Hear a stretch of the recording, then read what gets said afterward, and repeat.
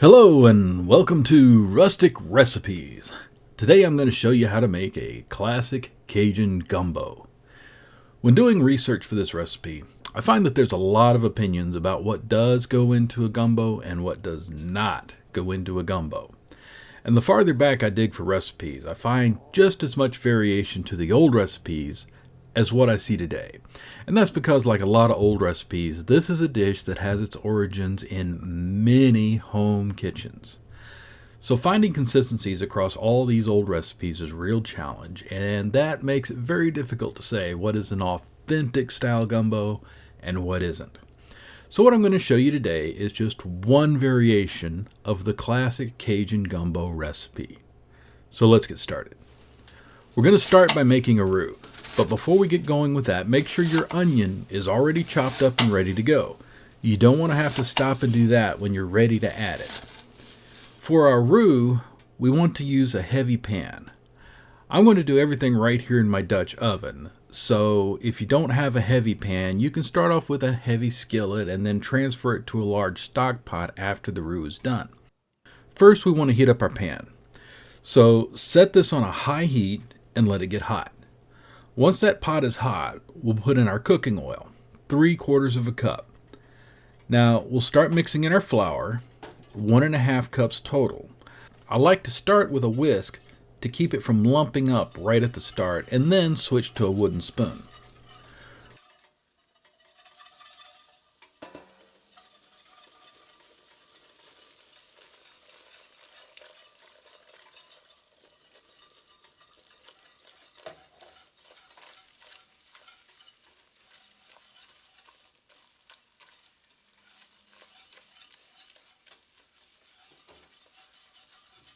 Once that gets going, you want to turn the heat down to a medium-high. You don't want to cook this too fast or you can burn that flour very easily.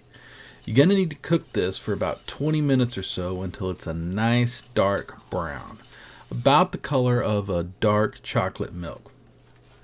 While this is cooking, do not walk away from it and don't let it sit unstirred for too long or it will burn.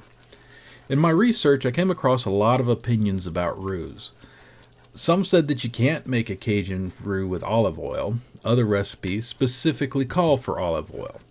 Honestly, any cooking oil will do fine. Some folks also recommend cooking the roux on a high heat, but I think that's just a really good way to burn your roux and have to start all over. And if you burn that roux, your gumbo is just going to taste bad. So stick with a medium to medium-high heat and take your time. Now, there's also some old recipes for gumbo that don't start with a roux, and I'm sure a lot of people today would say, well, that's just not a real gumbo then. But I think it all boils down to what you grew up with and what you've been taught.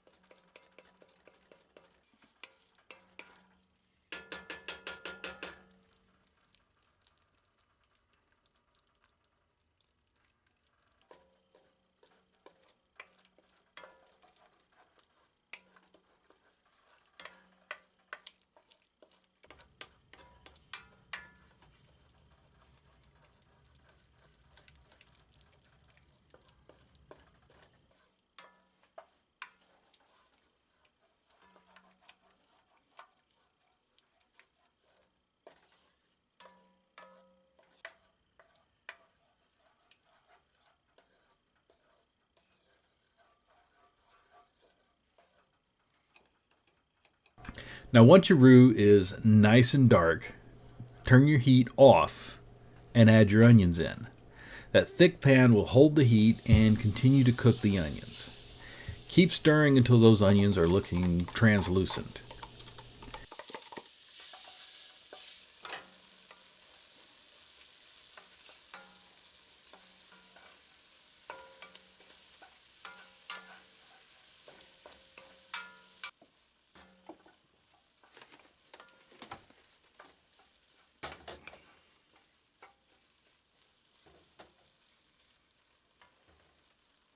Now add a teaspoon of garlic powder and stir that in for a minute.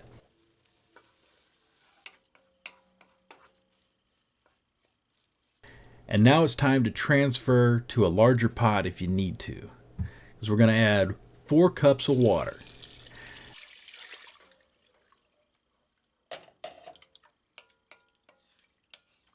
Now, 2 tablespoons of Worcestershire sauce, and some Louisiana Hot Sauce, about a teaspoon-ish. Now, I'm not adding much more spice than that for a few reasons. One, the earlier recipes didn't call for a lot of spice. And 2, my sausage and the crawdads that I'm using already have a bit of spice in them. Now, I know some people like to go all out on the spices, but if this is your first time making this, I suggest you hold off. It's very easy to overdo it. Instead, let the flavor of your ingredients come through. You can always add some kick to it on your plate when you serve it up. And next time you make it, if you want it spicier, by all means, go for it. Now I'm going to add my chopped celery and my chopped bell pepper. Now I've chopped these quite fine, but you can cut yours coarser if you prefer. You'll also notice that I didn't saute these before putting them in. Some recipes call for it, others don't. It's up to you. And now the okra. Now this is a 12-ounce package of frozen okra. If you're not a fan of the okra, leave it out. It won't hurt nothing, but again, there are folks that'll say you can't have a gumbo without the okra. Don't listen to them. If you don't like it, don't put it in. Now we can add the sausage. This is 3/4 pound of Andouille sausage. This is a spicy smoked Cajun sausage.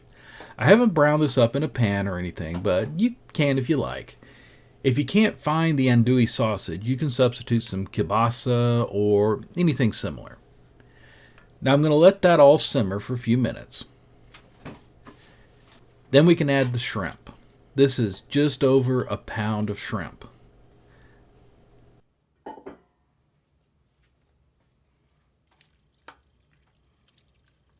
Now for the crawfish. This is 12 ounces of crawfish tails.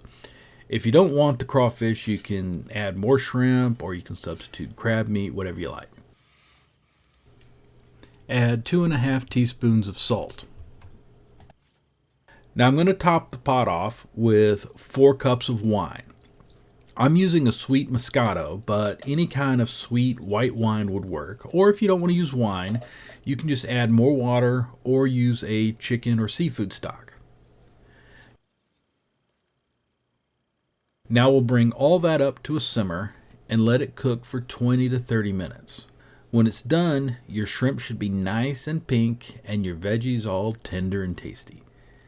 And there you go, a nice classic Cajun gumbo. Serve that up on a bed of white rice and ooh-wee, that's some good eating right there. Anyway, if you've enjoyed this recipe, please be sure to leave a like and subscribe for more rustic recipes.